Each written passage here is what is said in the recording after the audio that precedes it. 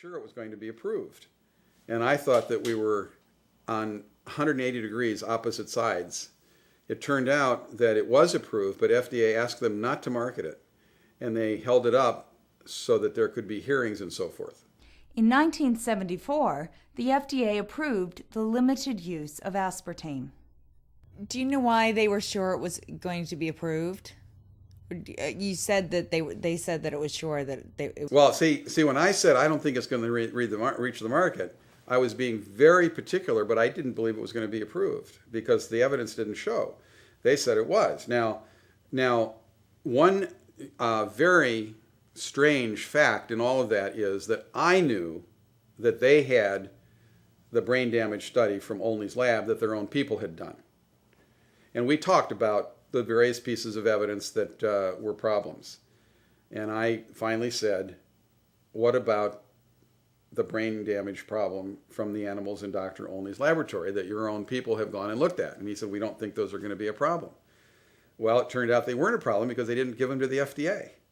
So here they had in their own files a study that raised very serious questions, which they did not give to the FDA. That's a violation of law. G.D. Searle did not inform the FDA of this study until after aspartame's approval. This approval came despite the fact that FDA scientists found serious deficiencies in all tests related to genetic damage. And so all these concerns were all rolling around inside FDA, and they were trying to organize them into a policy.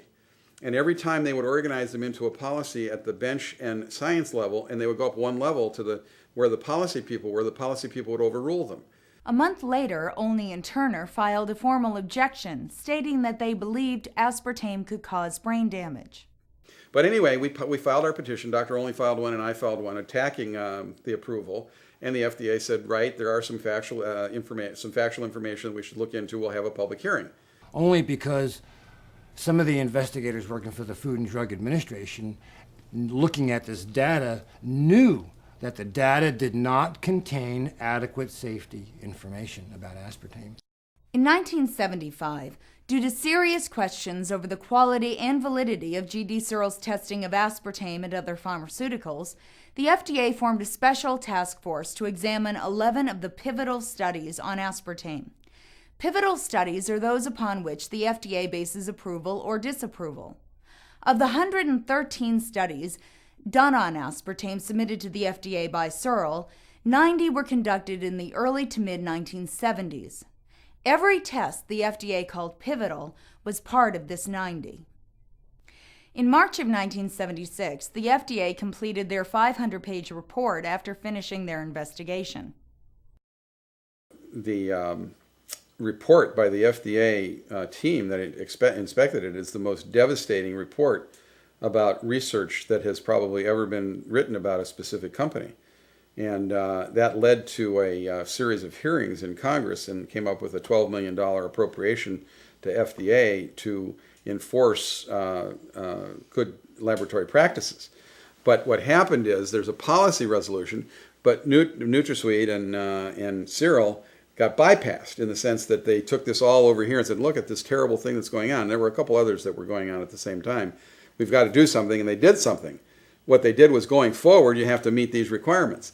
They didn't do anything about going backwards and saying, look, the stuff you came through here is killing people. Now, the reason they didn't do that at the time, because it happened in 75 and 76, is that it was the assumption of everyone in the process that the FDA was going to handle it. So FDA, one of the things FDA did that was so striking and remarkable is that they, knowing that they had this terrible situation on their hands, hired a group of pathologists. It's a pathology research group. FDA hired them to review the Searle studies, but had Searle pay for it. So the result was, here's a company which makes its money by being hired and paid for to do studies. Well, why would it do a study that was going to be critical of NutraSweet? In 1977, the FDA Chief Counsel, Richard Merrill, recommended to U.S. Attorney Samuel Skinner that a grand jury be set up to investigate G.D. Searle. Well, FDA did attempt to do something, and it wasn't the political part of the FDA. These were the people that really were trying to work and do well.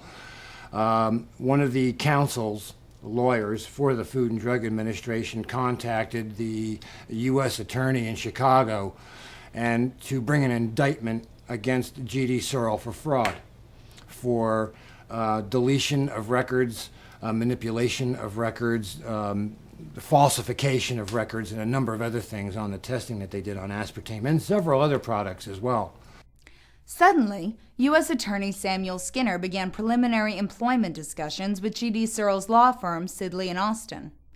The U.S. Justice Department urged Attorney Samuel Skinner to proceed with the grand jury, pointing out that the statute of limitations on prosecution would soon run out. Samuel Skinner withdrew from the G.D. Searle case, and Assistant U.S. Attorney William Conlin was assigned to the grand jury investigation. Shortly afterwards, Samuel Skinner left his job to work for G.D. Searle's law firm. The assistant he left behind let the statute of limitations run out on the aspartame charges. This assistant, William Conlin, was hired 15 months later by G.D. Searle's law firm, Sidley and Austin. The common denominator for all of this, unfortunately, is money. And the amount of money that was flashed around induced people to drop the lawsuit against G.D. Searle and come work for the very firm that they were going to try for illegal activity. And that's what happened with the U.S. Attorney. That's what happened with several people working for the Food and Drug Administration at that time. If they passed aspartame, literally, they were promised great jobs when they finished with FDA. And it was interesting, the main guy that made the decisions that overruled them in the Bureau of Foods went on to work for the Soft Drink Association. And actually 7 of the key people that made decisions that kept NutraSweet moving through the process ended up working for one or another NutraSweet using industry. That's kind of an interesting side effect to the whole thing. I like to do well at things. It's important to me that if you're given an assignment that you try to do it the best you can. I'm afraid that some people confuse that with some sort of single-mindedness on my part.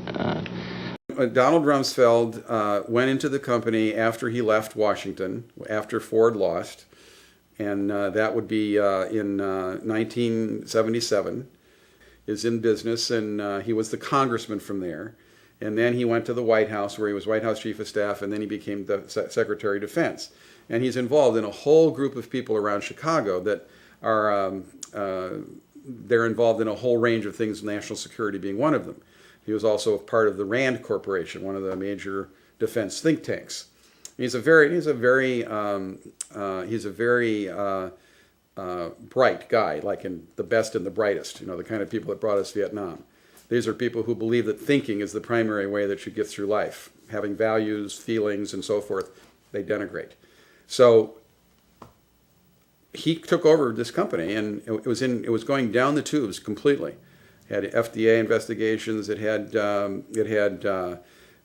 grand jury investigations. It was losing money. Its stock was down. A person was hired to come in and explain why the FDA was so down on them, and went through all of their records and said, "You guys haven't got a chance. This company is a mess, a total mess." And he went in with a full team of politicians. He went in with himself, a politician. He brought his special assistant, who was a Republican Party operative, worked with the Republican National Committee, brought in a press guy from there, brought in lawyers, and they took on the issue of this company as a political issue. And one of the first things that not first, but somewhere in that first year, it was late in the year, he called me and said, "Let's have a meeting." So I went and I met with him. We flew into the Madison Hotel and we met and we talked. And my point was that the struggle that was going on around NutraSweet was a scientific struggle. We needed to know the scientific answers. And this was before the Public Court of Inquiry had ruled. We needed to know the answers. So why don't we, the people who were raising all of the questions about NutraSweet and the company, together create a set of protocols that we would agree address the serious questions that needed to be looked at to decide whether or not it should be marketed. So we had this meeting. And for about 6 months, his staff and I and our group negotiated out how we could proceed on this. His own scientists didn't want to do it. For example, at the time that they put their evidence into FDA in 1973, there were no requirements at FDA to examine effects on the brain from food additives.